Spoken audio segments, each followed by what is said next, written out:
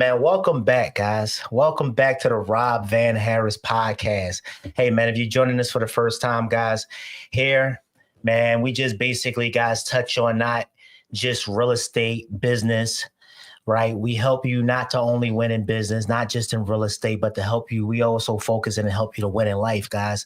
We want to focus on all the things that's going to help you to thrive, guys. So hear me clearly, man. This podcast is focused on helping people to grow. And I'm excited today, guys, because I have a special guest. And this guy that I'm with today, man, not only is he a friend of mine, but he's been in this entrepreneurial world for a while now. Since he was 15 years old, guys, he's been in business. So from 15 to 19, guys, he actually saved up his first $1 million, guys. Since then, he went on to do big things like buy over 400 businesses, guys. I didn't say 4. I said 400. Not only that, one of those businesses has sold over $100 million, guys. And not only has he sold over $100 million, he's actually, I'm sorry, let me take that back. Profited yeah, over $100 million. The man has over 100 doors within his portfolio, guys.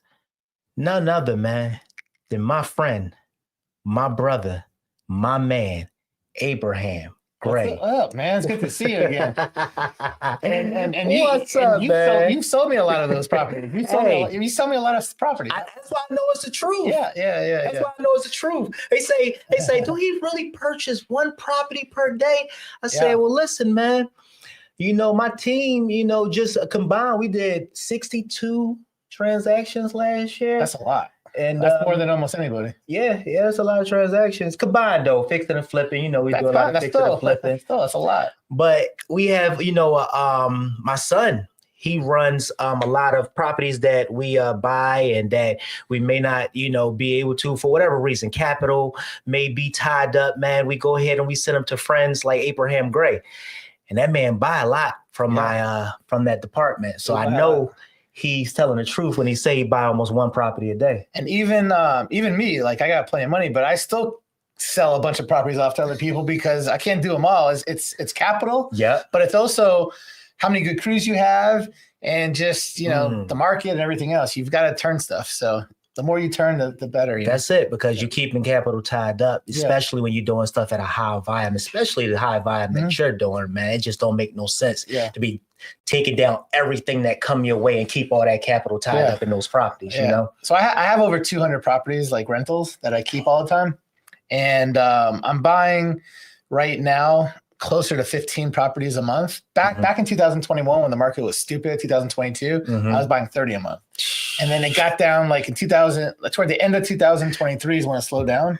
And then I went down to like 15 to 20. And I've been the year after 10 to 15. Now I'm back to about 15 a month right now. That's I looked this whole year and I've bought like almost 100 properties so far. So, just right at 15. And that's so hold on. We about to dig into this. We're about to dig into everyone was I pay cash for. We only halfway through the halfway mark. You already went over 100 properties already. This year, I've bought.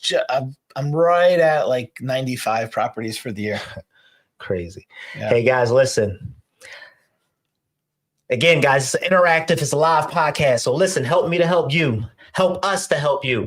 I want y'all to comment. Before we even get into the meat of this, guys, I need you to comment. I need you to like.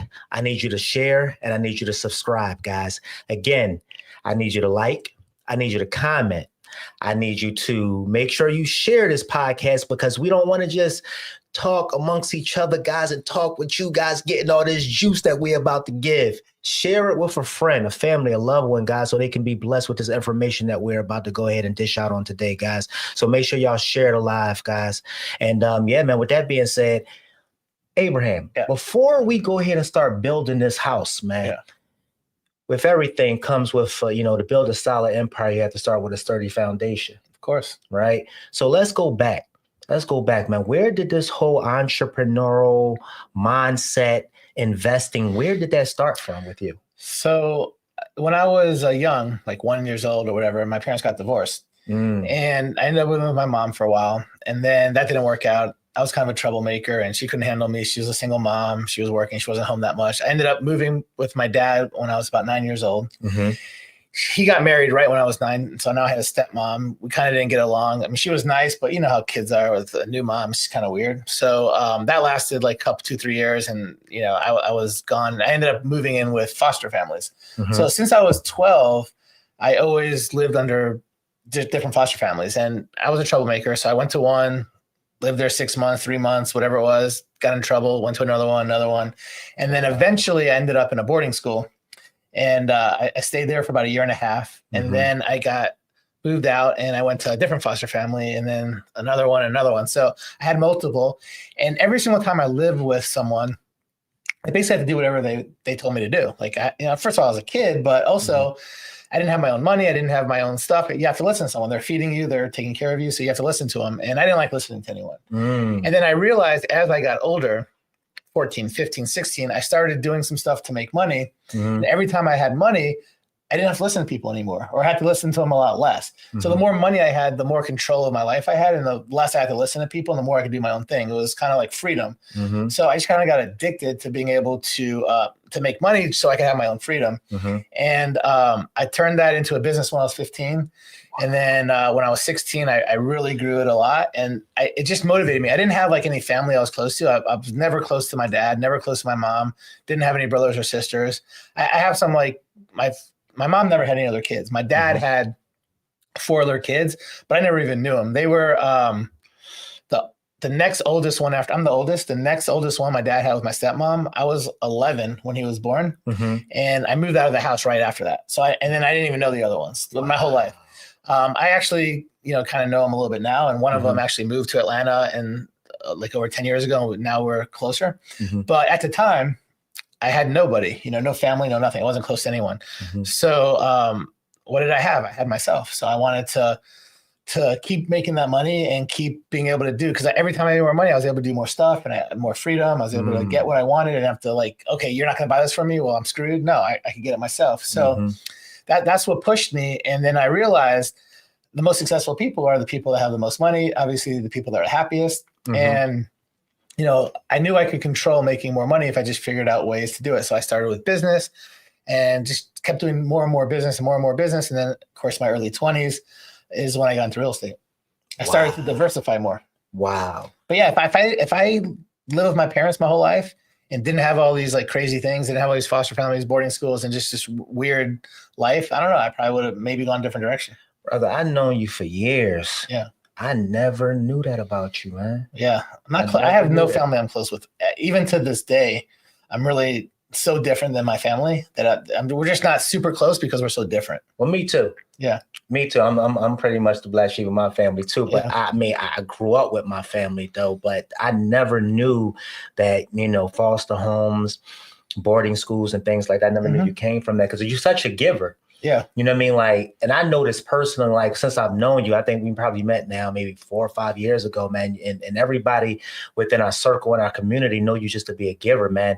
Do you think, a lot of that maybe come from, you never, because a lot of times when you hear people that come from rough backgrounds, especially they never had anyone to glean to that was a giver, you know what I mean? That was a provider, or that was just a person that cared. A lot of them grow up with hardened hearts. Yeah. I just, but you the total opposite. I found a couple of people throughout the years that was, super nice with me, and I really appreciated it. And I saw the difference it made. And then I'm very much giving. Like anyone that needs something, I'm always helping people, always answering people's questions. I go on my way to help people. But some of it is, because I want to help people, but some of it's a little selfishness too. Like I know the more I help people, the more I get help, right? So what goes around comes around. So I just try to do to everybody what I want done to myself. So that's what I mean by selfishness. But like, yeah, if I know what I like, I try to do the same stuff to every people. And then usually, if I'm an asshole to other people, everyone's gonna be an asshole to me. If I'm nice to everyone, typically nice people to me. So I mean, that's the way everyone should live. Like they should live the way that they want people to reciprocate. I truly believe that. You know what I mean? Like, that's the truth. Good evening, people. Good evening. Yep. Hey, guys, like, comment, subscribe. Help us to help y'all. It's a live podcast, guys. We do live interactions with y'all. Y'all here with my man Abraham Gray, guys. Me, Rob Van Harris, guys, and we here to help y'all, man. Leave y'all comments, man. Let's go ahead, guys. We're gonna have fun today. We're gonna dump a lot of valid information, because a lot of times, guys, I like talking from the beginning and helping people, again, to start their business, to start their real estate journey, to start their business buying journey and things along those roads, right? But here's going to be a very in-depth conversation, because Abraham is someone that's not only been around for a long time, but if you guys missed the intro, he's been doing this thing since he was 50. He got into a business. He had his first business when he was 15, and he had it up to 19, where he basically was able to sell and save over $1 million. You know what I mean? And I'm just trying to get into his head as someone that was 15 years old. And I try to take myself back to think of where I was thinking when I was 15 years old. Where did you have the defining moment as to when you realized that you wanted to embark on that wealth building journey? I mean, literally, I started doing a few things to make a little bit of money, and I saw the reward I was getting and how different it made my life. And I was like, man, if this little bit of money is making this much of a difference, I got to figure out a way to make more money. And again, I didn't really have any family. I didn't really have many friends. Keep in mind, I kept moving all the time. So I never had like long-term friends, because I never was at one place for a long time. So I didn't really have family or friends, and I had to do everything on my own. And that was the one thing that I was able to do on my own that I didn't need other people for. And then when I was doing all this and doing business, I met other people that were doing the same type of business with me. And I just got really friendly with some of the people that were on the highest level of business in the same business that I was in, and hung around them. And I saw the people that were doing good. I saw the people who were doing bad. And I ended up luckily sticking with the people that were doing good. I learned a lot from them. I surpassed them, and, just started learning from people that are even above them as I got to other places. That was going to be really where I was headed next, because he was bouncing around a lot. So usually, young men, young women, kids, man, they glean or they mimic what they see, right? It's like one of those things. It's a saying that say, you can't be what you don't see. Right. You know what I mean? 100%. But here you went out here and accomplished great exploits, and it sounded like you really didn't have that person to glean from. How did you get involved in the circle of those people that you're referring to that started to pour into you, to help you, shape you, and mold you into the man that you are today? So the one thing I did when I was 15, that my first business was selling sports cards. And I was able to sell sports cards because I collected them when I was a young kid. Again, I didn't have family, friends. I really like sports. Like, football is what saved my life. I love watching football. I love playing football. And I collected football cards more than anything, but also baseball, basketball. And luckily, when I was collecting football cards, it was 1984, 1985, 1986. These were like years of Dan Marino rookie and Jerry Rice rookies. And I would just collect tons. So I had like dozens of all these cards. So luckily, they were worth nothing when I collected them. But back 5 years later, in 1989, when I started selling cards, these things were worth $100+ each. And, I bought them for $1 or $2 back, 4 or 5 years later. So I had a lot of cards that were worth a lot of money. Now, baseball cards back then were mostly crap. Besides a few, special things, but football cards were really expensive. And so that was like right when Jordan was like second year, third year is when I started collecting. So I had a lot of that. So I was able to cash in and make a lot of money on the stuff I didn't spend. And then as I sold stuff, I would buy more stuff at good deals, and I would learn what everything's worth. And I could look at a collection, buy cards off people really fast, give them an offer, and then sell it. I got really good at knowing values. And when I sold all this stuff, at first it was online mostly. Even, believe it or not, there was online back in 1989, 1990. But I ended up going to sports card shows, and there were, maybe 50 dealers. What made you want to go there, though? Because that was the way to sell more for higher, and also to buy collections. The way to buy collections was to go to shows, because as you set up and sell stuff, tons of people come in to sell you stuff as well. And online, I'm able to sell a lot of stuff, but it was harder to buy big collections because you're just buying one-off things at a time. People have time to research it all. And at a show, people bring you a box of stuff or a whole bunch of cards. You make them offer, you show them the cash, they sell it right away. It's yours. So and I used to go to shows to try to buy and sell. And then I just started getting booths. So once I had booths, the smaller shows had 30 to 50 people. And again, there was always like 2 or 3 people that stood out at every show that made the most money, that had the most people. And I used to hang out with them. And then we used to go out to lunch or dinner sometimes. And I hung around the people that were doing the best. And people that I wanted to be like, really. Wow. And that's what it was. And then as I got into bigger shows, I did that with the people that are even higher level. Because I started off just doing local shows in Atlanta. And eventually I started doing shows all over the country. But yeah, as I got better, I was able to go to bigger shows and bigger things. And I learned my craft very well. Like I'm not really good at a lot of things. Honestly, people think, oh man, you're so good at so much stuff. I really suck at most things. I'm just really good at a few things. And that's it. Like I'm not great at a lot of stuff. Like literally you'll be surprised how stupid I am at most stuff. But the things with business and the things with real estate that I do, I feel like I'm the best at it, and there's not many people better. So, but the other 99% of stuff, man, everyone's smarter than me at it. Wow. But that says a lot though. And it explains a lot, because those same tools and the same skills that you developed in the collecting cards business, you still apply that to real estate, because you go to a lot of networking groups and stuff. And I take it you built over the years, you've built a ton of relationships through that, which now has poured into other businesses, like buying businesses and lending and buying properties off of people. So it kind of, let me ask you this. What was, because you do a lot, man. You do a lot. And I know this because I personally know you, but for those who don't know you, let's catch them up to speed. You buy properties. You do a lot of fixing and flipping. You have a lot of rental properties. Again, if y'all missed the intro, this man has over 200 doors. I have over 200, 200 doors, guys. I have more than 200. I have 200 properties. Some of them are like quads and 8plexes. So I probably have closer to 250, 300, but I have 200 properties, like addresses. 200. So we ain't even talking doors. I'm just thinking all together, as in multifamily. But I have very little multifamily. I used to have like a lot of multifamily that like 100 doors and 50, but I got rid of all that. Now I have... The biggest thing I have now, I think, is only 8 doors. But I have, a few 8 doors, a bunch of 4 doors and 2 doors. But most of my stuff single family. So real estate, you're doing lending, and you buy businesses.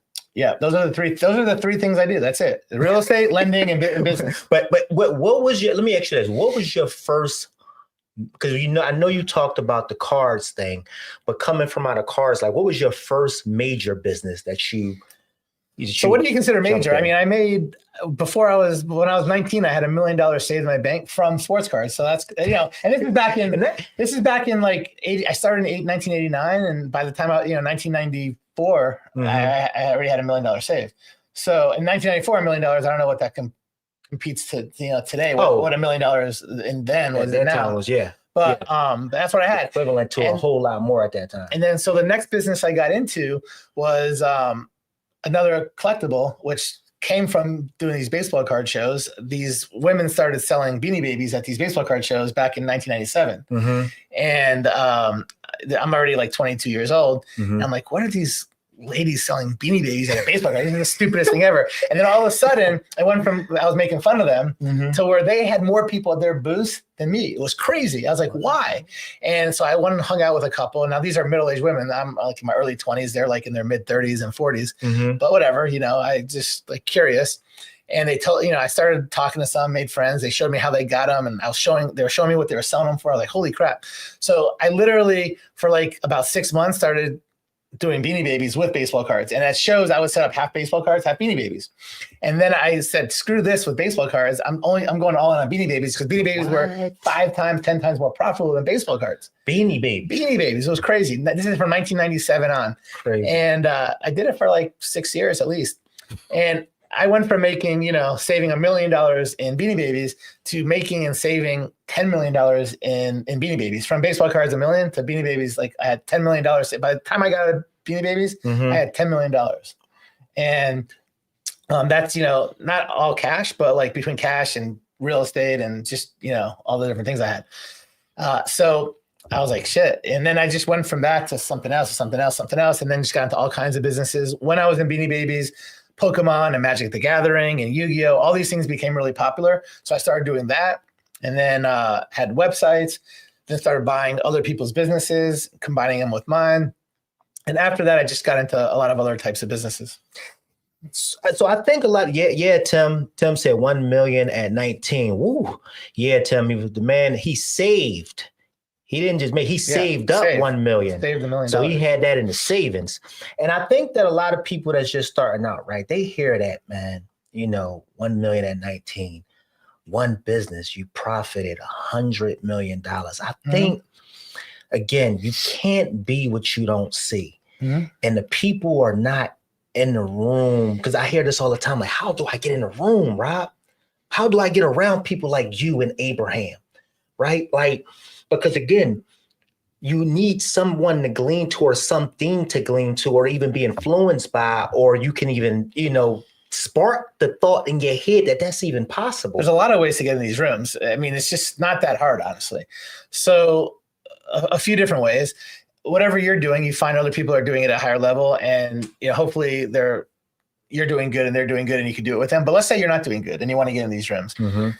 You find ways to bring value to the people that are doing good. Like, it's so easy. Like, the people that I learned the most from, or that were like way more higher level than me, that I was like, I can't go up to them. They're just way above me.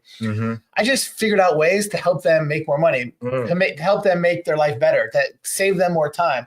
And I did stuff that they weren't able to do without me, that helped them. And because I did that, they took me in, they taught me more. We did more stuff together. And before you knew it, now I'm on their level. So you could be like 10 notches down or 100 notches down.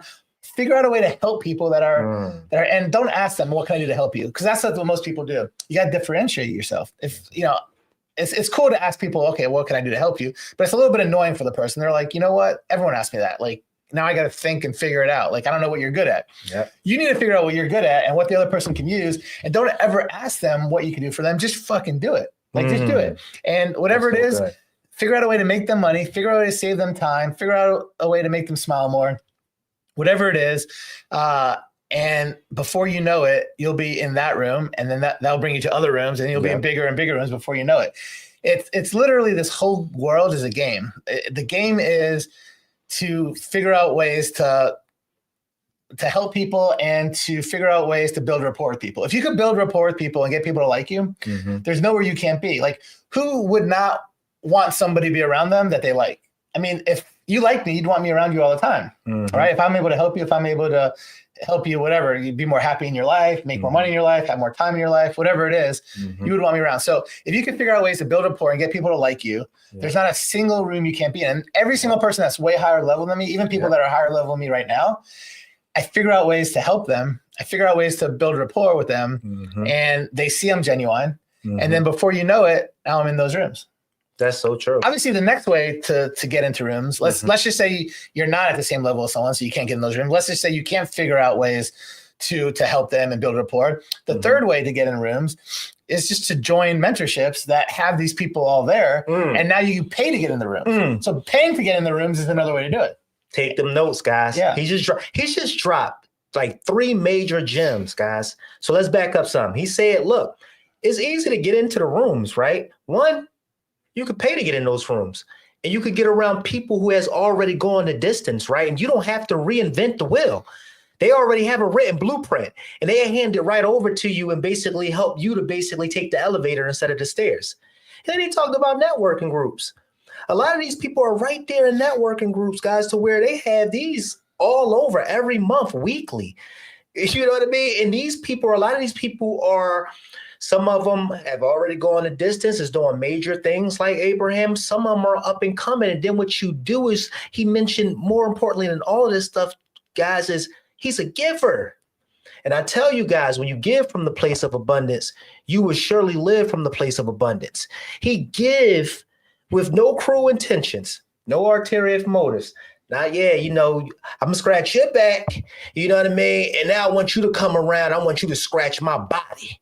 You know what I mean? It's like, no, like, look, what can I do to be an asset? And I'm telling you, in this world, that's what helped people to do great exploits. That's what helped you to skip the line. Being a giver, man. Yeah. Because it's inevitable. It's inevitable for you not to have people that want to genuinely just come along and help you. That's why I think that's why you thrive so much in business, because people naturally want to help you, Abraham, because you're just a genuine intrinsically good person. And it's true. And you could tell someone's genuine or not if you're around them enough. But I literally help people all the time, and I never expect anything. Even though I don't expect anything, I always get stuff, you know. And then the few people that don't give it back, eventually, you know, those aren't the right people. They're negative or takers. You don't want to be around takers all the time. Yeah, you don't want to be around, you know, and someone doesn't have to give back. They just can't be a taker and like just drain your energy. But yeah, you never should expect anything back, but just naturally it happens. Yeah, because guess what they do, and I'm going to come from. You got to be good. You got to be a good person, help and hustle. Amen, Carrie. Amen. You got to be a good person. So check this out. Like, you got to be careful as to the people you surround yourselves by, right? It's like one of those things to where I watch so many people get hurt by old relationships and even family, because what happens as you start getting to a position to where you're bringing in income, you're getting money, your business is starting to thrive and things like that. A lot of people is going to want to basically jump on your boat. But you have to be careful, because during the way as you're traveling from one side to the other side within that boat, you got to be careful because people start to poke holes in those boats. Everybody don't have your best intentions at heart. So you have to be careful. Sometimes, you know, and I heard somebody say this recently, like sometimes you got to tell the family, look, you stay here. I'm going to go build the boat, right? And I come back to you when I got this boat built. But guess what? And even then, you have to be careful as to who you allow to get on that boat, because everybody, again, especially when you just been genuinely, no cruel intention, no ulterior motives been just given to people, but yet still people just want to take. They will eventually burn you out. You will be dead and gone. They will be on to the next person, burning them out. And they won't even do so much as come and drop flowers on your grave. You know, the most successful people that I see, there's a lot of traits, but one trait is very easy. Don't allow people that are negative around you. Like, I don't care if it's your family, it's your mom. Come on now. I don't care if it's your son and daughter. I literally don't see any super successful people have anyone negative around them. Come on now. Ever. Never. What happens if you have negative people around you? You're going to start being negative, or you're not going to be in a good mood. You want to be in a good mood and smile and happy all the time. That part right there, man, because it's we have a limited amount of energy that we can pour out in a day, right? Yeah. So I tell people, like, you have to become a pro at saying no. You dig what I'm saying? Yeah. Because people will try to make their emergency your emergency. Yeah. And they expect that when they call, you know what I mean, you're supposed to just drop everything you doing just to basically come to their rescue. You know, you gotta basically, you have access to the same tools and resources that I have access to. The only difference between me and you is that me and you went out to get it. Yeah. You know what I mean? And we are a reflection of us putting in the work. What they see today is the work that you put in. Those 200 plus, 300 plus buildings and doors didn't just magically appear. You had to work for that, man. Hey, bust your ass. Work your behind. And here's what I see too. And we want to tap into this because I don't want to forget this. That you've built this portfolio, and a lot of people, I think, when they hear stuff like that, they compare themselves amongst themselves. Meaning we're in a room together and they hear 300, but I'm only at 3, bro. But 3 is fine. I mean, I started my first property that I own right now. I bought in 1998. 1998. So that's 27 years ago. And then there's years I buy a lot, and then I used to go like 3, 4, 5 years not buy anything, and then I'd get really aggressive again. Then I wouldn't.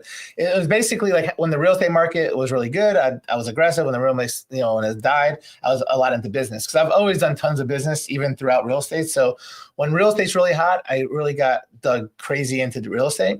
When the market went down a lot, I would buy real estate and keep it as rentals. When the market went high, I wouldn't keep anything as rentals. I would just fix and flip everything because the prices were too high. So most of that was your Mac machine too, though. Yeah. The fix and flip was your ATM.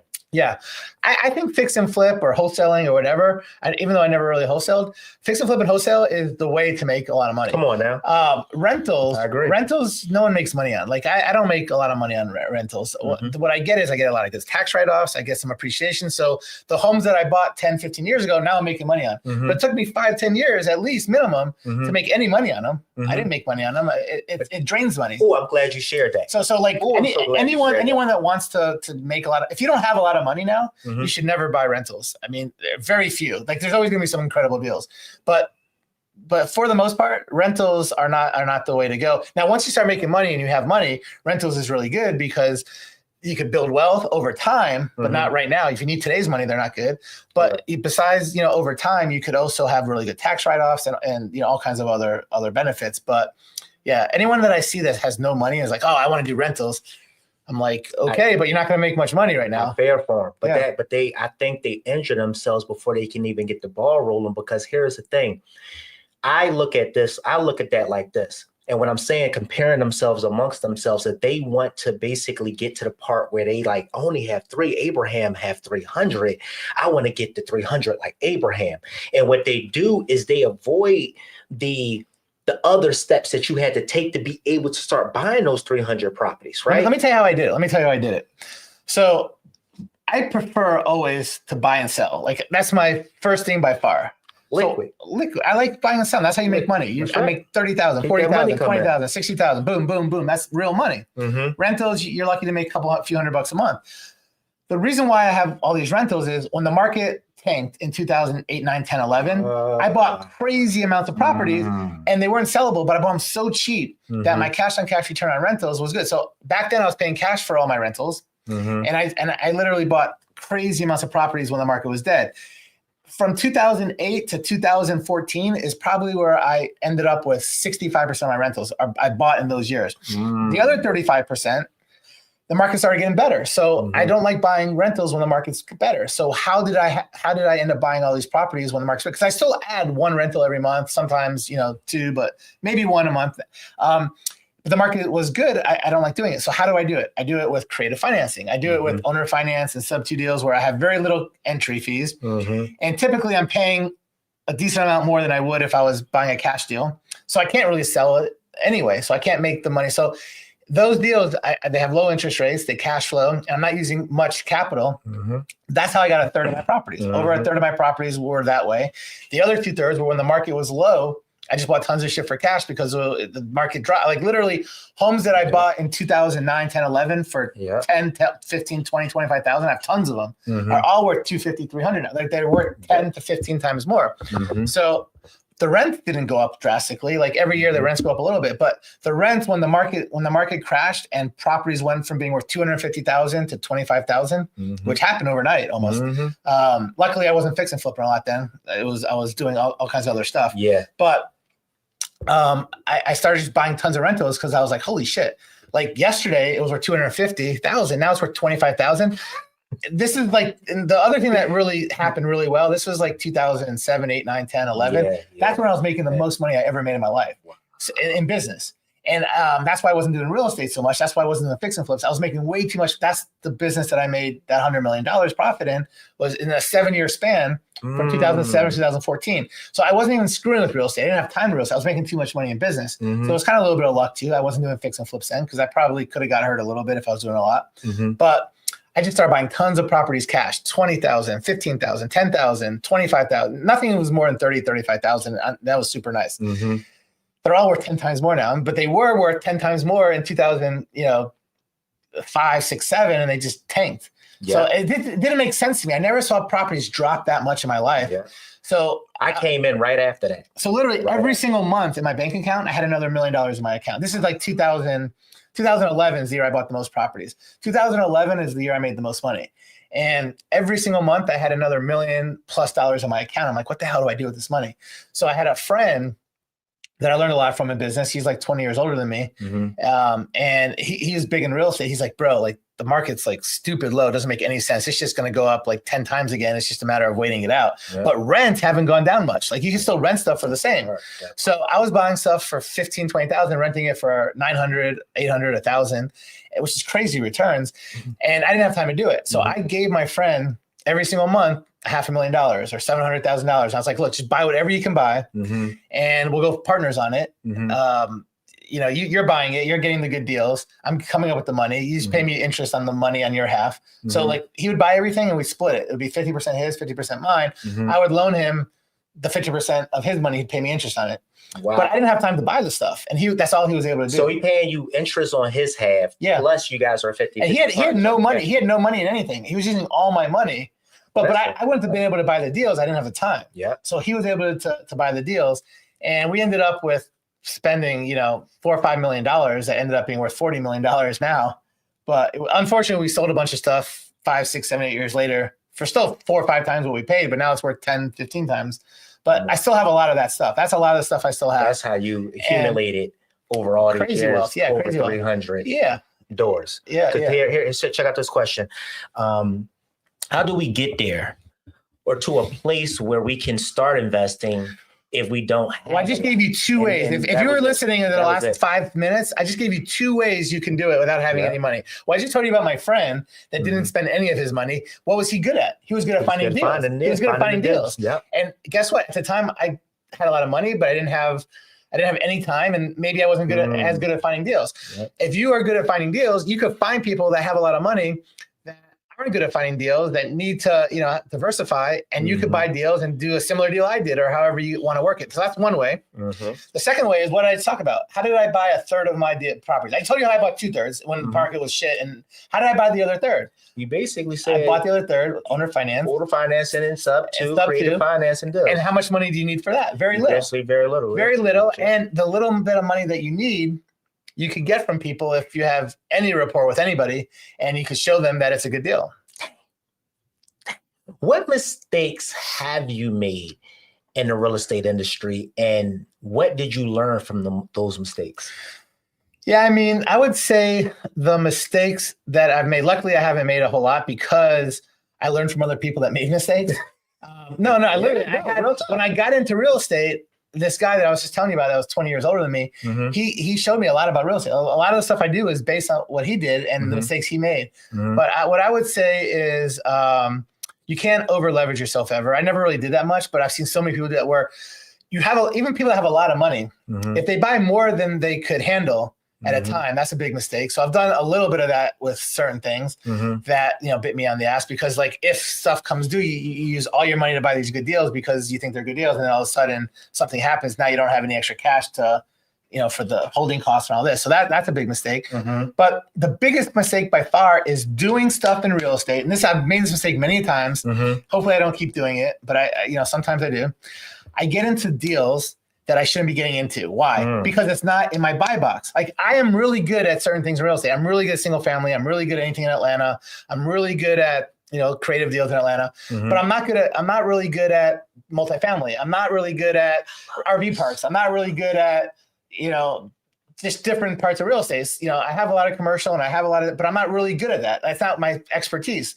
Right. So sometimes I'll go and I'll buy something, a resort or a hotel, and I'm like, why the hell did I do that? That's not my buy box. My buy is single family, townhomes, condos within 50 miles of Atlanta.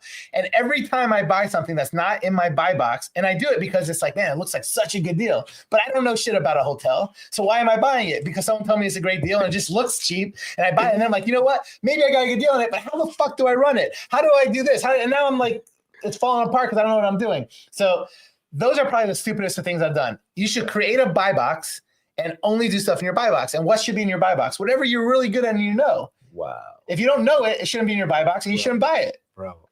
I don't know how many things you've bought that you shouldn't have bought because they weren't in your buy box. Story. You just now gave my story. Yeah. That is my story. I'm dealing with that right now. Take this one, Abraham, right here. You just told my story, bro. Yeah.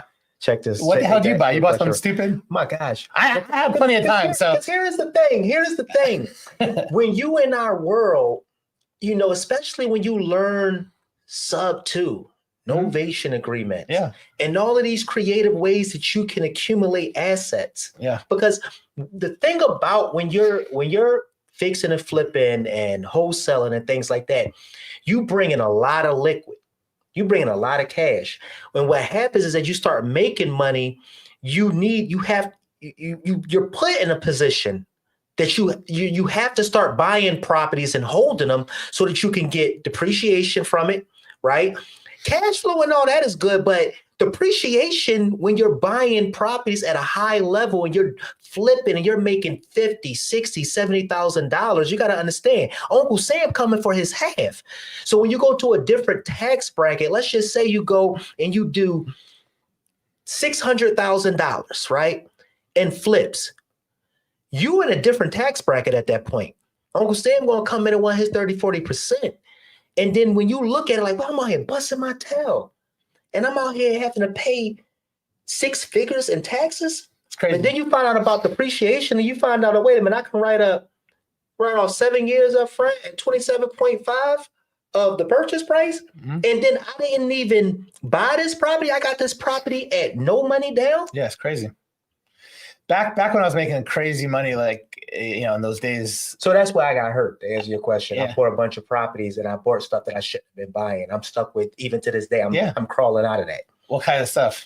Just buying properties because I was getting in them low money, no money down, and then those properties needed $80,000 in work, and they're sitting. And I'm like, I told you about my guys, you know what I mean? All this stuff I got that's just sitting right now, and I'm like, what the hell, man?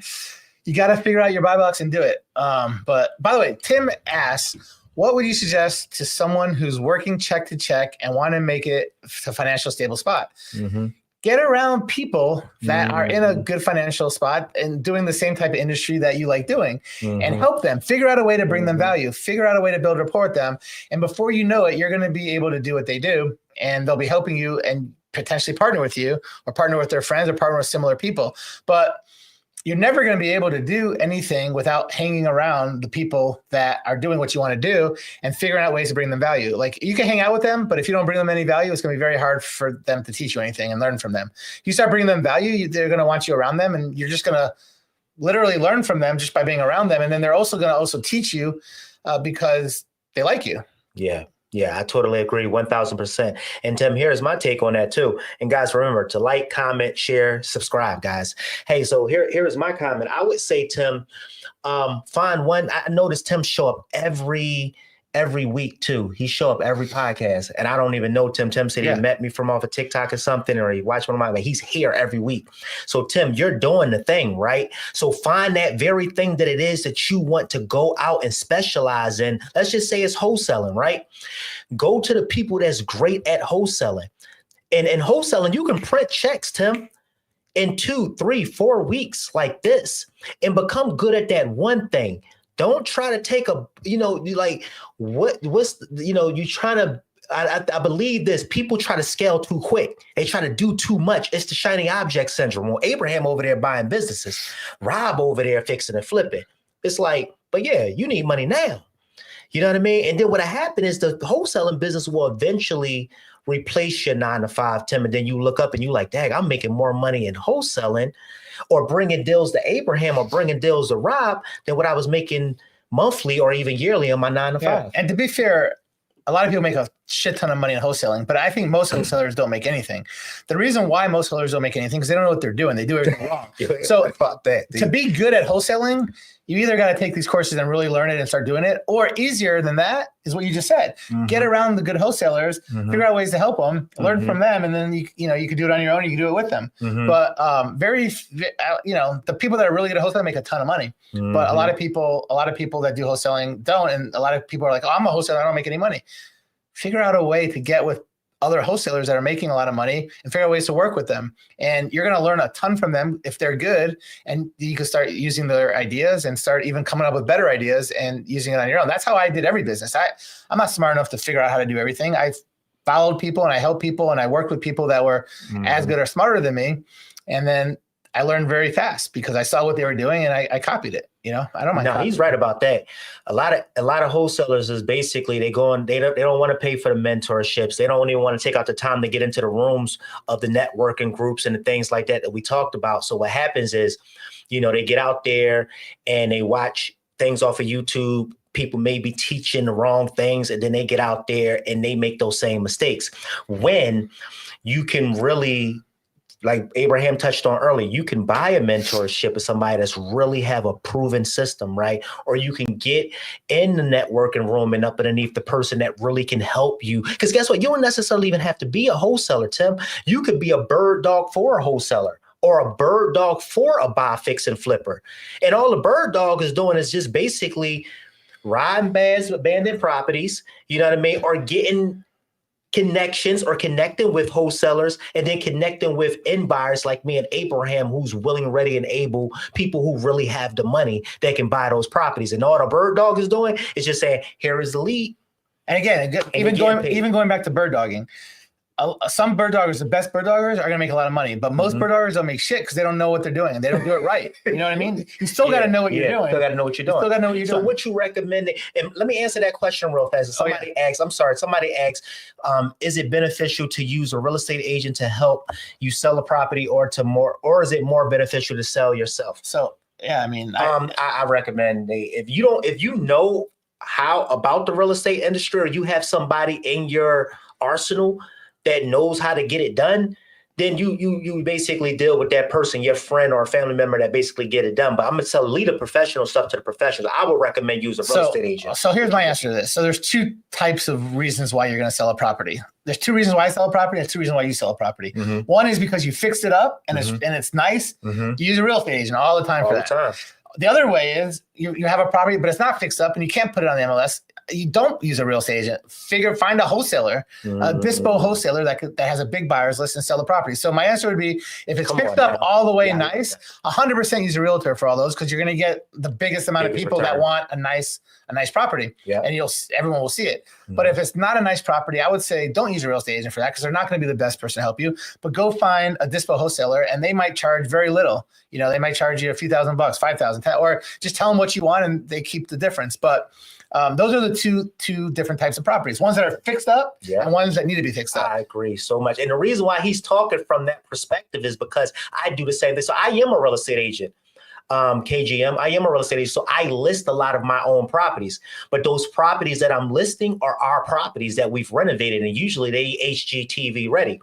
If they're, roof, holes in the roof, gutters it's parked in the driveway, windows is bust out, like they need rehabbed, right? A lot of times they don't never make the MLS. A lot of those, we buy those and then we go ahead and sell them to another investor, maybe like Abraham, and take them down. That's why Abraham was said we have a department here where we literally buy properties, or we already have them in the arsenal. We already have them in our inventory, and we sell to other investors to take it to the finish line, guys. Everyone does. Even investors sell to other investors. You just, if you're buying too much stuff, you've got to turn money. You've got to turn money faster. Correct. You can't keep having, crazy amounts of money tied up. And there's only so many good crews. Like, the reason why I can make a lot of money, we just talked about this on the phone like a week or so ago, but the reason why I can make so much money fix and flipping, because I have like 4 or 5 really good crews. I can do 4 or 5 homes all the time and just have the best crews. But if I start doing 10 houses, can I do it? I have 6, 7, 8 crews, but those crews are shittier. They're gonna not do as good of a work. They're gonna charge me more. They're gonna cut corners. They're gonna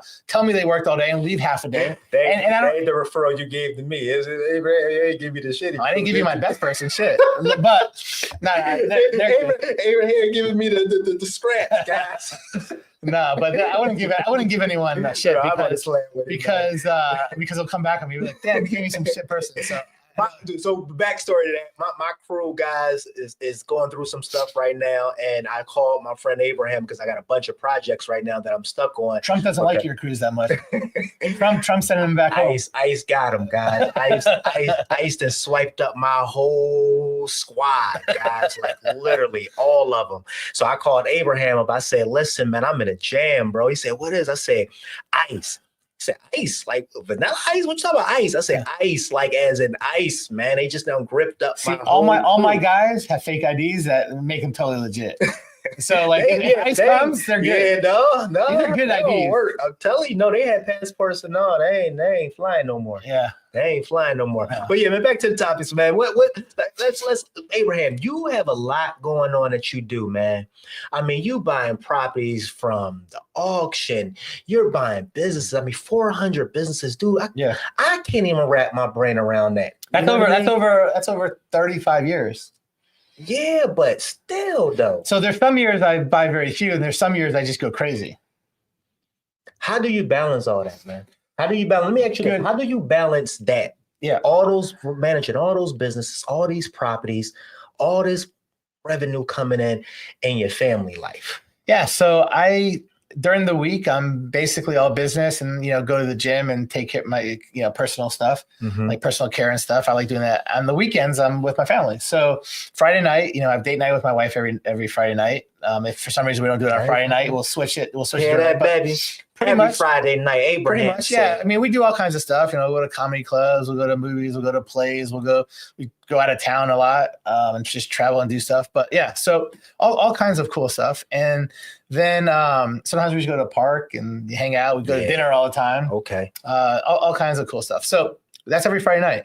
And then Saturday, Sunday, you know, I go to the gym Saturday morning. After that, we'll spend time with the kids, spend time with the wife. Just depends on what's going on that week. You know, we'll go to ball games, we'll go to shows, we'll just do whatever is fun, whatever they want to do. And that's more of the weekend time. And then on the weekend, I still work some, but it depends on what they want to do and what's going on. Sometimes there's not as much to do, and sometimes there is. So if they're hanging out with their friends, I'll go do my own thing. If they're have time, then we'll go do stuff. So I would say the weekend and Friday nights, but the weekdays, I'm pretty much mostly business. Because you had teenagers, right? You had 3 kids. You have 2 sons and a daughter, right? Yeah. 13, 15, and 17. 13, 15, 17. So the 13-year-old, I'm still sure want to be hanging with you. You know, they still all want to be with mom, with pop. And then, so my 2 oldest are boys. And I became, obviously not as cool like a few years ago, but they just started hanging out with me a lot now. Like just over the last 6-12 months, they're with me all the time because they're doing business. So they got the itch to make money. They are started like selling stuff online. They actually like are shipping stuff out every day on eBay. They're selling like shoes and shirts and clothes and all kinds of other stuff. So they know that, that's fun to make a few $100 here, $100 there, but they want to start making thousands or tens of thousands. So now they're like, okay, let me figure it out. So now they're hanging out with me every day at the office, and I bet you they could underwrite deals better than anyone you know. Like they'll tell you what stuff's worth. The 17-year-old and the 15-year-old. Yeah, 17 and 15. They're really good. So I had them just for like a month or 2 straight. All they were allowed to do was underwrite deals. Come on now. And every single deal I sent them, that if they didn't do it right, I'd show them why. And I'll ask them, well, how did you come up with that? It doesn't make any sense. And then, there's a lot of, details. So a lot of stuff's easy, but a lot of stuff you have to kind of figure out. So, so they're really good. And now they're doing more stuff, but so they've been hanging out with me now just because they want to learn how to do that stuff. The 13-year-old still, for the most part, likes hanging around and doing stuff. Wants to go out. That's your baby girl. But, it's a baby girl. Yeah. So she's around her mom like 90% of the time. So like when I have the time and I'm around, she always wants to be with me because she's with her mom, most of the time. So she'd probably rather be around her mom if we had an equal amount of time with her, but because she's with her mom all the time, she always wants to be with me when I'm around. I love that. Yeah. I love that. That's one of the things I love and admire about you, because I'm real big on family, man. You know my boy. You conversate with my boy. It's like a tribe. That's why another thing about being in a networking group in the right rooms, guys, like Abraham know my son. Like my son do deals with Abraham. I just did one like a few weeks, like in the last week or two. It's Stone Mountain, I think. Was it Stone Mountain? I don't know, but there's so many I bought from him. I don't know, but I just bought one. My son sells Abraham properties left and right. You know what I mean? And I see Abraham doing that, and I'm like, yeah, man, that's where it's at right there. Because even my 14 and my 17-year-old, I'm putting them to work. I put Jair to work. Jair was doing this when he was younger than him. Yeah. You know what I mean? I had Jair doing this when he was probably like on phones and everything. I think when he getting ready to get out of high school was around 17. Yeah. Like, it's time, man. Come on over to the office. Had him over there in the room over there. For sure. Get into it. What lessons, man? What lessons, that you've learned in this business throughout the years that you feel as though is going to be a huge asset to your children that you feel as though you need to pass down to them now, early in these teenage years? Yeah, I mean, obviously, you always got to be positive. You always got to be positive. I mean, anytime you're not positive, shit goes bad. So just be positive. Figure out the best. No matter what happens, no matter the worst things that happens, there's a way to turn it to be good. I love it. Just like if the best things happen, there's a way to turn it to be bad. But you got to make everything good. Once it's done, it's done. You can't look back and be pissed about it because it's over. Obviously, being very careful with people in general, like don't trust everyone. Yes. Make sure anytime you do something for someone, you have some sort of collateral, or you're basically giving them a gift. It's one of the two, because even though you're a good person, I'm telling my kids, even though they're good people, most people unfortunately aren't, and they'll take advantage of you. And it's hard to understand why and how people take advantage of you if you don't take advantage of other people. So I just let them know, like, most people are going to try to take advantage of you. And you just gotta be careful and protect yourself against that, and hang around the right people. Like, don't hang around all the kids in school that are getting in trouble all the time. Hang around the kids that are, the ones that are the most positive, the ones that are doing the best in life, and the right type of people. So that's really important too. So 2 of my kids hang around the good people in school. One of them hang around the worst kids in school. So something crazy. It's my 15-year-old, the middle one. But it's actually he's not going to school anymore. That last year was his last year of school. He's done. Oh, he's done. He's done. Yeah, because if the kids he hangs around and everything, he's a really smart kid, and he's the one that actually sells and buys stuff the most online.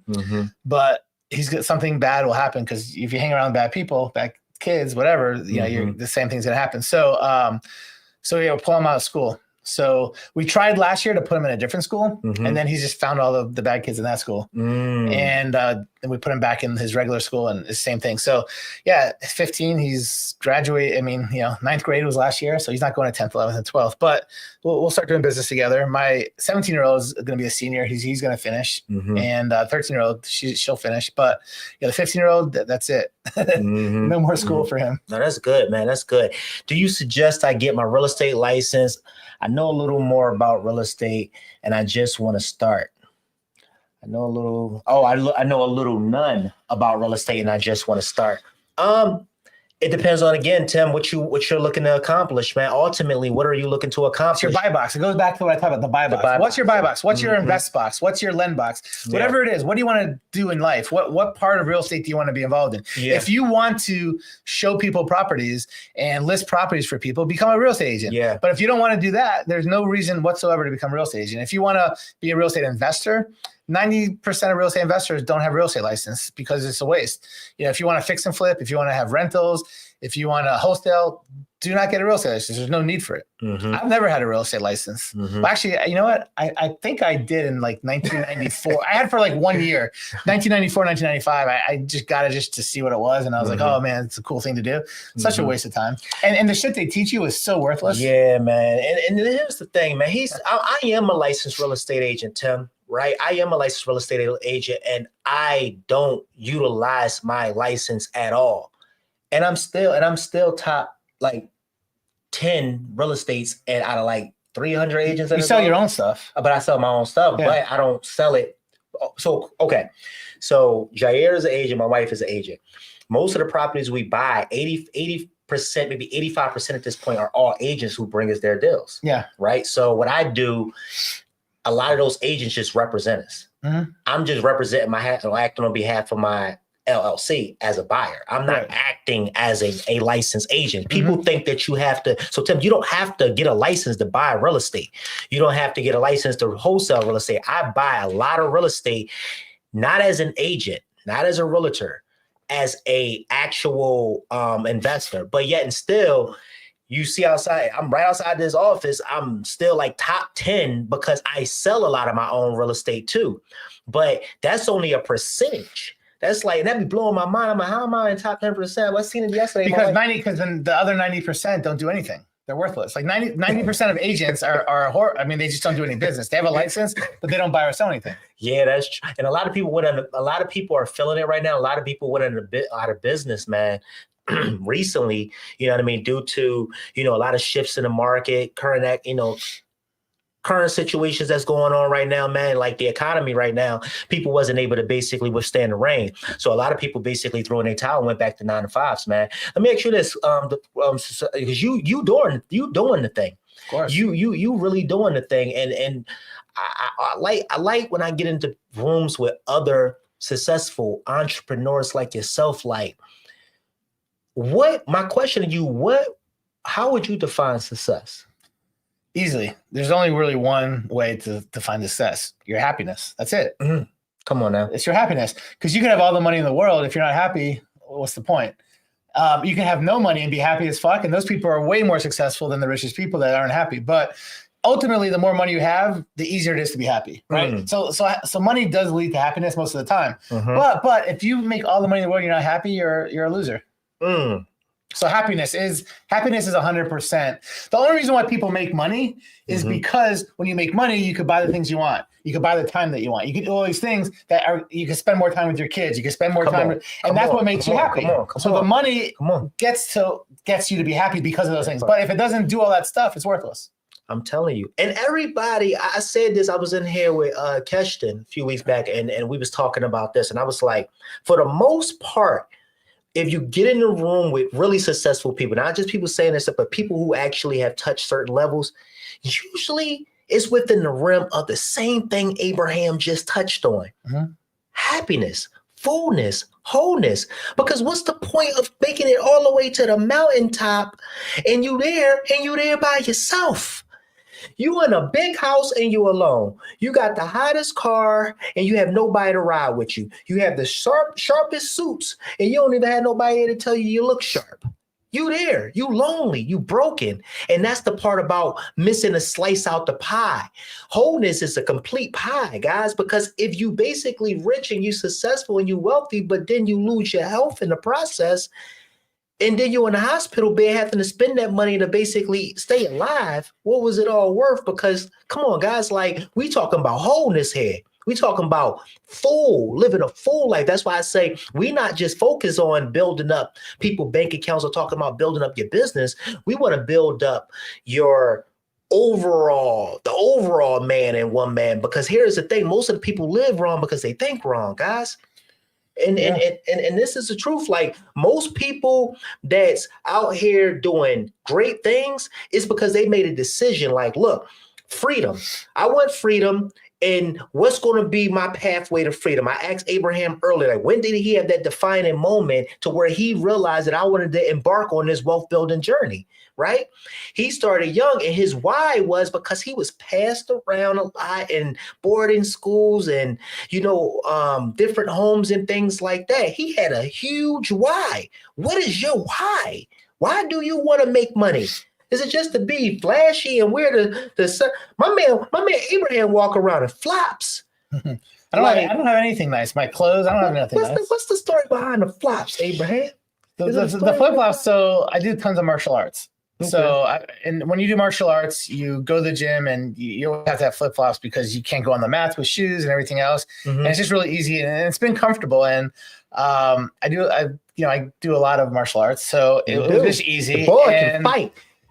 Yeah. And I be staying to put people in the. Yeah, that's fun. That's fun stuff. That's what keeps me in shape. So man, they be tapping out. They be like, yo, Abraham getting busy. And so I'm naturally in flip flops a lot anyway. And there was once where I left the gym, right? And I left the gym and I went to go buy this freaking business. And I took pictures like getting the keys and with the business, everything else. And one of my friends texted me, they're like, bro, you're wearing flip-flops. It doesn't look professional and all that other stuff. And then I had a few other people afterward like, damn, you did this deal on flip-flops. And then I was like, you know what?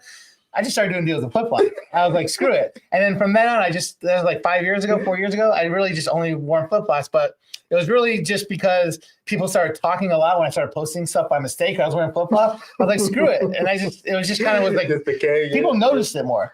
That's I'm telling you, you ask anybody in Atlanta, Georgia, I'm talking about any investor, anybody that's out here, you know what I mean, just doing real estate. You ask the man with the flops, the 100 grand man with the flops. Everybody gonna say Abraham. Abraham. Look at Nelson. Nelson's my boy. That's my guy right there, man. Yeah. He's such another good friend, man. Just such a supporter. He's man. He's a good dude. He's like the nicest guy ever. I never met him, but you never met him?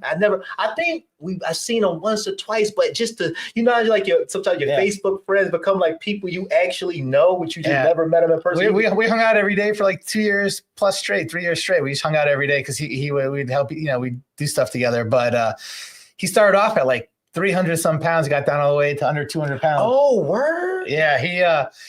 One day we had a talk because I was really fat at one point. What's up, Tim? I seen you, brother. What's up, man? I got up to where I was like in the 270s for like, I was just not having a healthy life. And I got all the way down to 185 pounds. So that was like an 85-pound loss and just felt a lot better. I'm back to the 225s, 230. But he was like, how do you do it? And When I was like, this, Abraham? this is back. So I played poker for like a couple years, like all the time. I quit my business and just played poker. This is like 2004, 2005. So over 20 years ago. But I used to play every World Series event, every World Poker Tour event. And I was actually ranked in the top 10 in the, in the WPT, which is always was on the travel station. And I used to cash in more than anybody else. I've been on a bunch of final tables. But after 2 years, that's where I gained all my weight. I literally played poker and sit on the tables all day long. And it was really fun in the beginning. And then it became a job. And I just was eating all the time, not working out, not moving around. I gained a lot of weight. Then I left and I came back, started doing business again and started getting healthy again. But yeah, it's a weird life. I mean, it was fun, but it's only fun for so long. And then I got back and I got into martial arts again. I started losing weight because of that. And then I was like, you know what? I had a goal to fight. And I'm already like 37 years old, but I wanted to like start fighting. I wanted to do a cage fight. And I thought it was cool. I used to watch the UFC. I was like, man, this is cool. So, and this is when everyone retires when they're 37. Really so I started working out a lot and started doing tons of martial arts like every day, multiple times a day for like a year and a half. And then a year and a half in, I'm like, all right, I'm 38. Let me do my first fight. 38? So, yeah. You did your first fight, Abraham? Yeah. So I was 30. I did my first fight. And I was, before I started that martial arts, I was 270. I got down to like 240, 230 because I was doing it a lot. But I didn't want to fight as a heavyweight because those guys are monsters. I'm 5'10", and these monsters, they're 6'4", 6'5", and they hit you, you're gonna get hurt.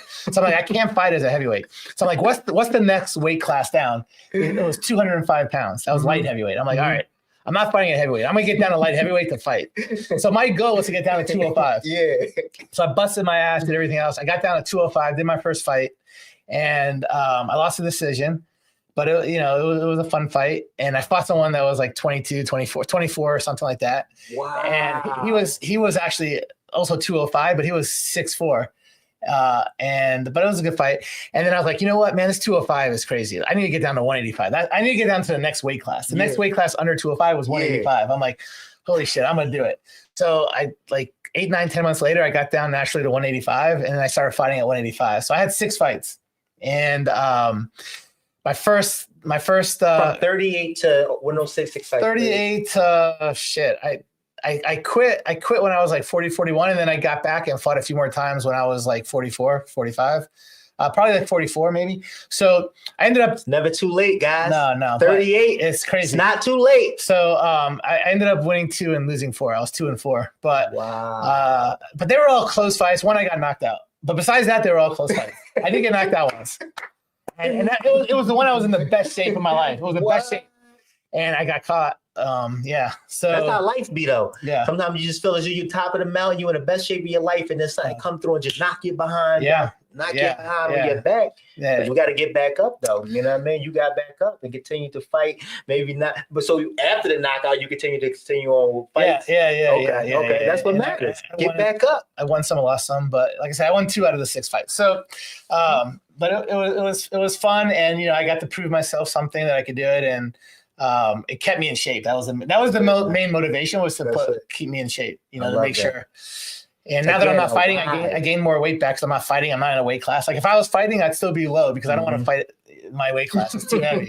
But yeah, so me and Nelson had some talks about weight. That's so dope.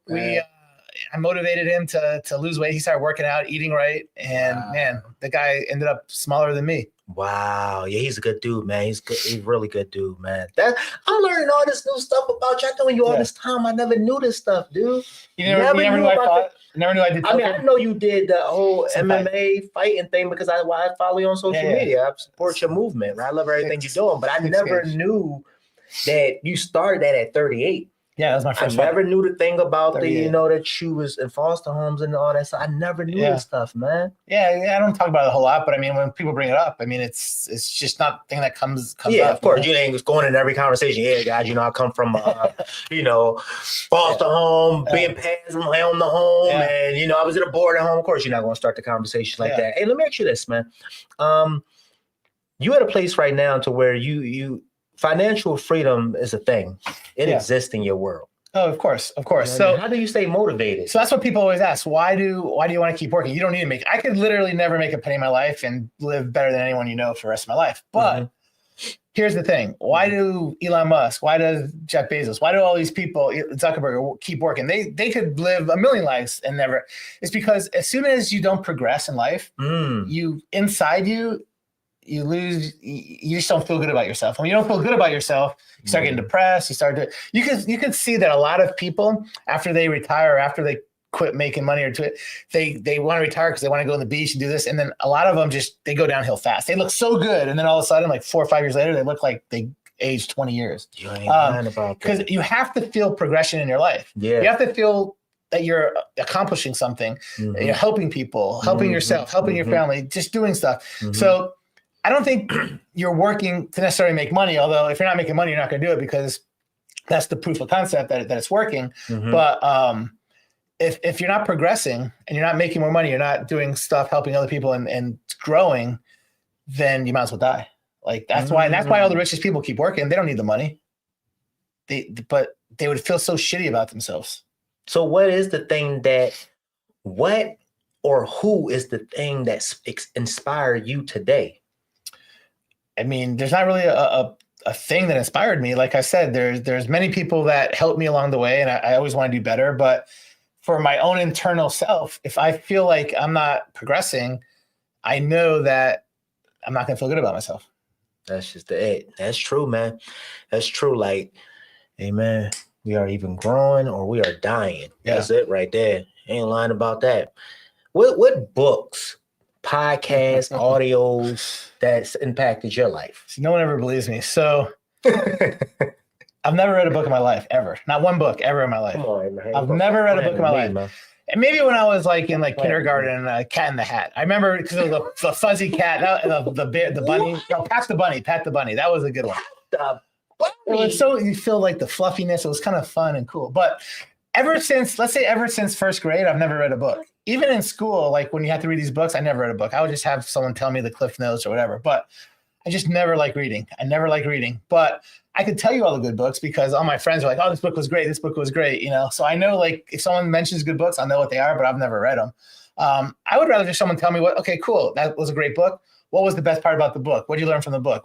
And they'll just tell me. And now I know instead of reading the whole fucking book, I know what was good about the book. You know, they had this thing that's called Headway. They just give you the whole conclusion of the book in like 8 pages, right?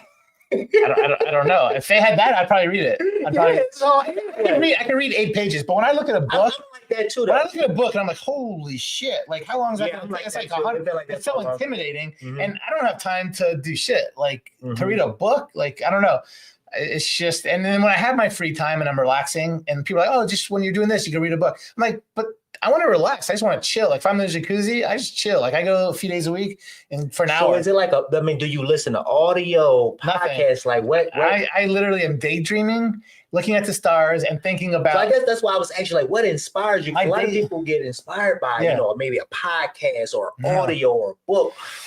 You know what I mean? I never really listen to books or podcasts that much. If I listen to a podcast, it's like for a couple of minutes. I can't even sit there for an hour, unless like I'm busy, man. Well, if I'm like in the jacuzzi, sometimes I'll, put like YouTube or watch a podcast or something like that. But it's very rare I watch a podcast. It's just I'm committing so much time to it. And then like I get disappointed at the end if it's like, man, I already knew this stuff. Or I didn't learn anything. Or this guy's an idiot or whatever. So I don't. But I would say, I daydream, and when I daydream, I'm thinking of ideas. I'm thinking of stuff I want to do in the future. I'm thinking of stuff I want to do tomorrow. Thinking of stuff I want to do next week and next month. And every time I'm thinking, I come up with good ideas, and I'll just instantly like email myself or put in my notes. Okay, I just thought of this. If I don't like email myself or put in my notes in my phone what I'm thinking about, I'll never remember and I forget. Like even sometimes at night, midnight, 2 a.m, I'll wake up like, oh man. I type it in there because the few times I don't, I'm like, fuck, I knew I had something last night or yesterday and I forget what I'm so pissed. So I always have that, but I come up with a lot of that stuff I do and it works out and it helps. And, a lot of the things that I'm supposed to do the next day, if I don't have it on my email or in a note, I'll forget to do it. I forget everything if it's not written down. So I make sure that, I come up with all these ideas, I put it down and I implement it in my businesses. I implement it in my real estate, implement it in my personal life, my kids, my wife. And I just think of different things. And that's what I do when I have free time. So I know you and your wife. Your wife work with you, correct? She worked with me for a long time, but now she does her own thing. She got really big into fitness. So she like spent like a year almost like just going through all these courses. So now she's like certified, NA, whatever, NASM and this and that. So now she actually trains people. Oh, wow. Yeah. So she has her own gym at the house. We have a big gym at the house, and she just has people come over. She trains like people every day. And, she does it more for fun than to make money. I mean, she makes a little bit of money, but like she really enjoys it. So, like there's always all these, all her friends coming over. They're pretty much all females. I don't even see her really train guys hardly ever. I don't know, but she probably specializes in training females. But like, yeah, she has people she trains all the time. She loves it. Like that, literally. I mean, she would definitely do it for free. I'm sure she gets paid. I don't know. I'll talk to her about it, but she just loves it, and she works out herself all the time. She's not in the office with you anymore. No, she's at the gym, like working out. Wow, that's impressive. I mean, that's amazing, man. Because you got into a point. So again, you're lending. You have a lending company. You're buying businesses. You're flipping houses. You're buying houses. You're doing all this stuff. What's your team look like? It's very small. Like I'm just very efficient. So I don't have a ton of people I pay money to, but I have a few people that I just pay a lot of money to that are really good, that can do a lot of stuff. So I literally have in my office. I have a big office. We have decent. I could add tons more people, but I just don't need it. So I have one person that's in charge of really underwriting for loans for properties I buy. And that's all they do all day. They underwrite all day long, and they deal with all the title companies as far as for loans, the docs they need. And they're the ones that talk to the investors, the borrowers, all that. So that person, they're busy all the time, like crazy amount. Like, that's what they do. Yeah, so but you have to be really smart too. Like you can't just do all that stuff unless you're. I was going to say, 'cause that's like a TC. Yeah, they do all that together. Okay. And then I have an executive assistant that basically just handles all my bills, pays all the bills, that goes through the mail, that keeps everything organized, that helps with every time we sell something, making sure they give all the information to my real estate agents, to the closing attorneys and stuff like that. So pause real quick. How did you find that person? Because I'm personally asking this because I'm looking for a personal assistant right now. Because me and my wife, we carry a lot, and we have a small team too. So and it's hard people who don't want to work no more. So I posted on Facebook in Sub2 and Gator basically, and inside the community. I also put it on my own Facebook, but most of my friends on Facebook are in Sub2 or Gator. Like if you look at my friend list, I always have right around 5,000 because that's the most you could have. I actually delete 100 friends a week, and I add close to 100 friends a week. I have a whole system for that, but. You need to teach me that system. Oh, I'll tell you right now. But almost all my friends are like 80% are in Gator or Sub2 because we have the same stuff in common. And that's the part. Yeah. I'm like, if I have probably close, I know it's over 4,000. It gotta be, right? And I'm going through the day when I went to go do the invite to the podcast, and I'm looking, I'm like, I don't communicate with none of these people. Yeah, but the people who I communicate with, I'm like, it's no point for us to even be. If I'm friends with someone and they don't like, share, or comment on a post within 3 months, they get deleted. So I have an app that does that automatically. What? So, yeah. Sometimes I do 4 months, but it depends. So I have a lot of people that get deleted, and they're like, "What did I do?" I'm like, "I don't know. You probably didn't like. If you don't like, comment, or share, then why are we even friends? Like, I'm gonna like the comment my stuff, and you scroll right past, or you not seeing my. It's just like and if you can have unlimited amounts of friends, then I would keep everyone. I don't care. But I'm only allowed to have 5,000, so I can't get other people that want to. And you inspire too, man. You literally on all your content and things like that, you're literally a go-giver. I try. You're the same person on social media that you are in life. Like this ain't no, I'm talking that people know me, man. I'm 100 with it. Like I don't pump fake. I'm raw and uncut with the way I carry myself and things that I display on social media.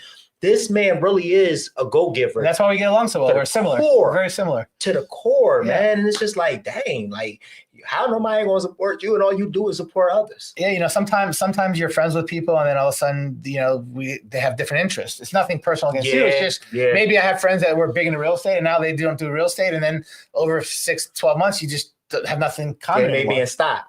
or crypto or something. And now, it's you know what I nothing mean? wrong. That's cool. We can still be cool with each other, Cool. but we're not see doing each the other same thing. Yeah, I said the same thing today. That's so amazing that we touched on this. This wasn't even intentional, but I said I got to start clearing this up. I was going to have a meeting with my son tomorrow about this. Like, we got to start clearing this up. Hey, man, we got to get ready to will this in soon, man. Friendfilter.com, though. That's like, go to friendfilter.com, and that's an app that will, it's a program, it costs whatever, $10, $20 a month, or you can buy it yearly for $100. That will tell you every single person that's a friend of yours, how many times they've liked your post, how many times they commented, how many times they shared your post, what's the last time they did, what's the last time you did, and you could set it to where you could delete anyone that didn't like or comment or share or whatever you're posting a certain amount of time. So every single week I have to, or at least every other week for sure, I have to go through and delete people because my Facebook always gets up to 5,000, and now people request to be my friend and I can't. So I have to delete people. So that's what I do. Friendfilter.com is what I use. I love that. That's good information. Write that down. Yeah. We're about to get busy on that. I seen that question earlier too. Somebody said, what should I do to renovate? What type of renovation should I do in a house to bring it more value or to add more value or something along those lines? I seen that question. Guys, you need to go ahead and renovate the house. It's not like you can do the bathroom but not do the kitchen, or do the kitchen and not do the bathrooms. Like, just get a good contractor who can go in there, renovate the house, do it right. You know what I mean? And 100% true. And I'll even go a step further.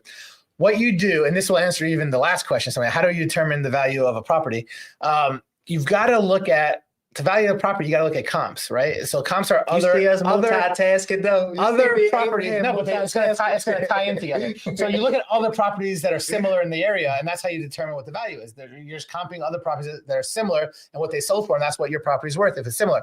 So what you do is, when you renovate, I do the same exact thing. I look at all the properties that just sold, and I look, okay, were they totally rehabbed and nice? Were they like halfway done? Were they like rental grade? Do they have new floors? Do they have new And I renovate my properties based on the other properties in the area, what they look like, because I'm not going to make my house pimped out if every house that's sold lately is like rental grade or worse. It doesn't make any sense. So it's 100% you should renovate the whole house, but you got to renovate it to match the other houses, or else you could also be over renovating or potentially under renovating. That part. And right now, this is not the market you want to do that. This is not the market you want to over renovate a house. You know what I mean? Because let me tell you something, man. A lot of people are playing the sideline. It's a lot of fear in the air right now, and people are not buying the way they were maybe 2 years ago this time, guys, in summary. They're just not. Hey, man, let me ask you this question. Knowing all that you know now, the years of experience, the lessons, the knowledge, what if you could go back and talk to that 20-year-old you? You know what I mean? What would you tell them, or what would you do differently if you can talk to that 20-year-old you? What is the things that you would do differently? I mean, obviously, I would do a lot more of what I know makes sense to do now. I would try to hang around more people that were successful. I would try to, like, I did it a little bit, but nowhere near what I should have. I would try, I would figure out what I really want to do, create that box, whether it's a buy box, sell box, lend box, life box, wife box, husband box, whatever it is, and really focus. Like set what you want to do and make sure that's what you do. Like, don't go outside of it, because almost every single time I go out of whatever it is that I want to do, it doesn't matter what part of my life it is, and I know what I want and I do something different, it always backfires. So I would say just make sure you stick to what, because whatever you think you want to do and know and do, that's what you should do. Like, yourself. So don't second guess yourself as much. Find as many good people around. Like, there was a time I hung around good people and bad people, and you just got to get rid of all the bad people. Like, you can't be around any of them. Literally, it doesn't matter who it is. Don't let her who it is. That's it right there. That's it right there. It's just going to bring you down and make you happy.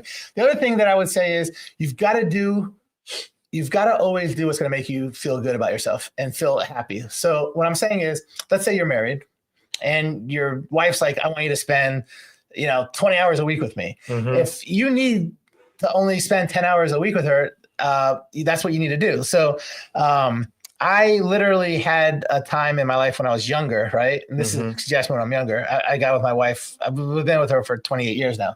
So in the beginning, when we did have arguments, the biggest arguments we had were, you don't spend enough time with me. That was the biggest argument. And I was able to, and most of my friends that split up, get divorced, it's the same problem. They're like, oh, my wife always wants me to spend more time. I always want to spend more time with her. And I said, you know what? I don't have that problem anymore. I had that problem for a few years, but now I don't have that problem anymore. My wife is cool with the time I spend with her. How the hell did you pull that off? So I told, it's a quick, fast story if you have time for a couple minutes. Man, come on, man. We talk. Look. Yeah. Listen, there's no time.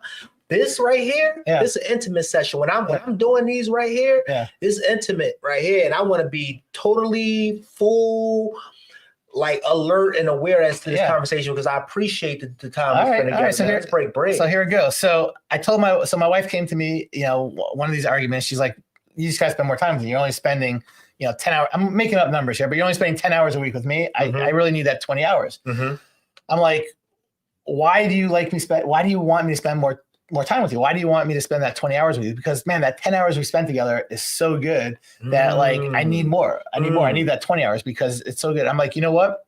The 10 hours that we spend are so good because I have the time to go to the gym. I have the time to spend time with my friends. I have the time to do my business. I have time. And because of that, I feel so good about myself that I am able to like spend all that 10 hours just focusing on you. And I don't have to look at my phone. I don't have to do business. I don't have to, it's just focus on you. But if I end up spending 20 hours with you, and I'm fine to do that if that's what you need, but I'm going to have other things on my mind because I didn't finish all the work I wanted to do. I didn't hang out with all the kids, with my friends I want to do. I didn't spend the time getting that extra massage or being in that jacuzzi or in the sauna that I needed to do. So I'm not going to feel as good about myself. So if I don't feel as good about myself, the 20 hours I spend with you, they'll be good, but they're not going to be anywhere near that 10 hours where we just have the best time. We'll have okay time, but I'll be a little bit distracted and I won't feel as good about myself. So do you want me to spend that 20 hours with you? Because I'm fine to do that. I just want you to know ahead of time what that's going to look like. Or are you okay, good with that 10 hours? And I said, whatever you want to do, babe, I'm happy and I'll do it, you just let me know. And then she's like, all right, let me think about it. The next day she comes back to me. She's like, no, let's just keep the 10 hours. I'd rather have the 10 hours quality time where you're focused on me, I'm focused on you, and we have the best time. You feel good about yourself. You've done everything you need to do for yourself. Because if you don't do everything you need to do for yourself, how the hell are you going to be able to do shit for other people? So that just broke it down and made her understood that. And then the next day, so that lasted. And, every few years, and once in a while, she'll be like, oh, you want to spend more time? I'm like, remember that conversation we had, years ago? What do you want? She's like, no, let's just keep it the way it is. So that's how it's been. And we never get in arguments about how much time. And I know she needs her time and I need my time. And, that's, if she didn't have her time that she needed for everything she did, she wouldn't feel as good, when we're together as well. You have to feel good about yourself. So the question was, what would you do if you were earlier? Make sure that you do everything you can to feel as healthy, as good as you can for yourself, emotionally and everything else. And if you're able to do that, you can do that for other people. But if you don't feel like you've done everything for yourself, it's going to be very hard to do stuff for other people to the highest level. Brother, I agree with you 2,000%. Because you can't pour from an empty well. You can't pour from an empty well. It's like when you're depleted, whether it's mentally, physically, it's impossible. Like right now, me and you, we have long days, right? And somebody asked me later, what's up with your fit? And you don't mind me asking, like, how do you fit fitness into? Because it seems like you do a lot with it in the day. Like, how you fit the fitness thing? I said, because I'm gonna tell you something. I do it most of the time in the morning. The only time I'm working out at night is on Tuesdays and Thursdays, and that's with a friend of mine and all my boys. And the energy is so high in the room because everybody is just on one, right? We have pre-workout, they 18, 17, 19, you know what I mean? Like the energy is so high that I can, keep up. Yep. But for the most part, you cannot go and try to be bench pressing 300 pounds when you're depleted. It's the same thing with, trying to pour into your wife or pour into your kids. Like if you don't go back to the well, if you don't go get replenished, if you don't go get that nourishment that you need in order to basically continue on a journey, it's going to be almost close to impossible for you to be successful in those relationships and pouring into others, guys. It's almost impossible. So I love the fact that you said, and man, it's crazy because that right there. So guys, we giving not only real estate advice, business advice, we talking relationship advice right here, guys. Testing might get mad. This is good. You know what I mean? This is the part I'm talking about wholeness though. Speaking, you know what I mean? Like of wholeness, like Abraham, like what is the thing that I guess I would ask you? Somebody that's out there listening right now, man. There's a lot going on in the world right now, brother. You know what I mean? Always. People is financially burdened, man. They trying to get this thing. They trying to build wealth.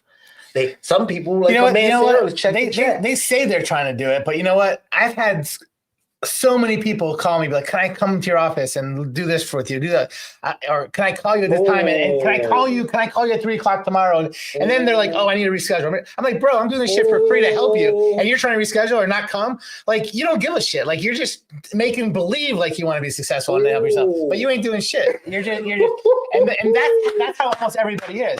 How many people are like, can I pick your brain for a second? And nobody fucking shows up. I speak this language. They don't show up. I had a lawyer I was meeting with yesterday. It doesn't even help me. Like, I don't care if you show up or not, but like, don't act like you want to improve your life if you don't really. If you're not going to take real action. If you're not going to take real action, what's the point? Abraham, that guy that's in the room, right, that's going to say what everybody is thinking.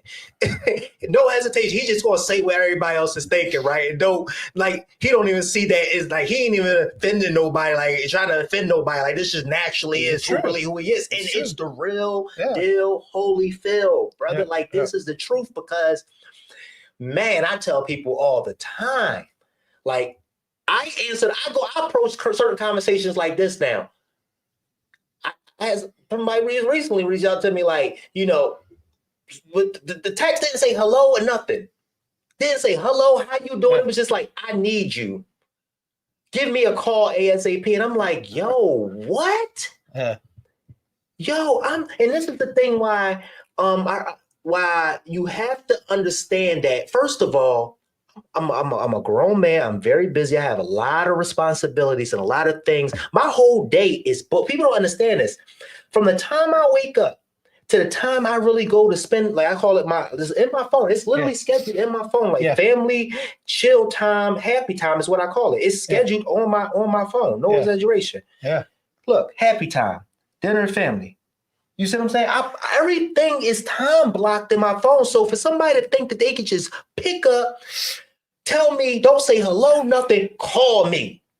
I need you. And I'm like, yo, respectfully, I'm not Rob from the block on the porch anymore. Like, Rob got responsibilities. Rob got kids and families to feed. Rob got grandkids now. You hear what I'm saying?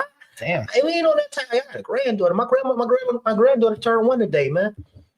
Yeah, you're 10 years younger than me. I don't have any grandkids. Man. You got grandkids already. I started earlier than you too. Yeah, you started pretty early. I was having babies. I tell you, I was having babies since I was a baby. Since you were a teenager.